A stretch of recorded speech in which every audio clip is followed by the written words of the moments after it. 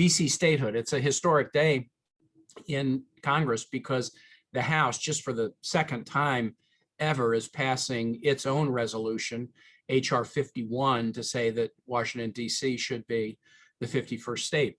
And in honor of that action in the House, I took the floor today to talk about why I co-sponsor S51, the Senate version of the same bill. I got to have some fun because of Virginia history. I talked about Patrick Henry's speech to the Virginia House of Burgesses in May of 1765, where the Crown had imposed the Stamp Act, which journalists should definitely know about. The Stamp Act was a tax on paper goods, but particularly on newspapers, periodicals, almanacs. The Crown didn't like the fact that colonists were using journalism, frankly, in publications to make the case for independence. And so they put a tariff and a tax on paper goods, including all these periodicals. Patrick Henry took to the floor with his 5 resolves against the Stamp Act, 4 of which were adopted by the Virginia House of Burgesses. But he basically laid out the proposition that, look, any Virginian should have the same rights as, he said, privileges, immunities, and rights as any British subject. So he didn't like living in a Virginia where Virginians didn't have the same rights as people living in the UK thousands of miles away. Well, what a direct parallel to today.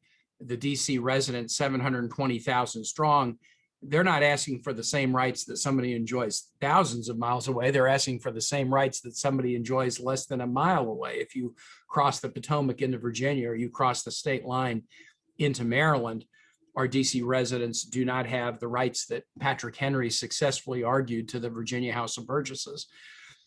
In another resolve in Patrick Henry's speech, he laid out the taxation argument. He said, look, if you're taxed, but you don't have representation in the body that decides on the tax policy, then you can't advocate for yourself.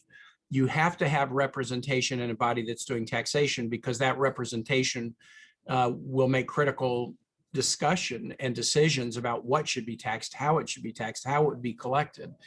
And that's obviously critically important too. So I read the 2 resolves to my colleagues in the Senate and said, what Patrick Henry was asking for Virginians is no less than what we should do for residents of the District of Columbia. I'm a strong supporter of this. Traditionally in US history, there's been 2 tests about whether a territory or other US land should become a state. And the tests are, is the population sufficient, and is there a demonstrated public desire? Right now, the 720,000 people in DC, that's more than the populations of both Wyoming and Vermont, close to the populations of the 2 Dakotas. So on the sufficiency of population, DC meets the test. Second, the other criteria is demonstrated public desire. Usually states are required to do referenda before admission. DC did a referendum, the last one was in 2016, and 84% of district residents voted for statehood. So DC's met all the tests.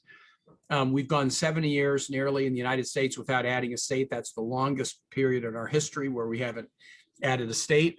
I like the notion of adding a 51st star to our flag, because I think it would suggest an America that is still thriving and growing rather than one that's fixed, static, and inward looking. Our best days are still ahead of us, not behind us. And I think adding a 51st state makes that message very plainly.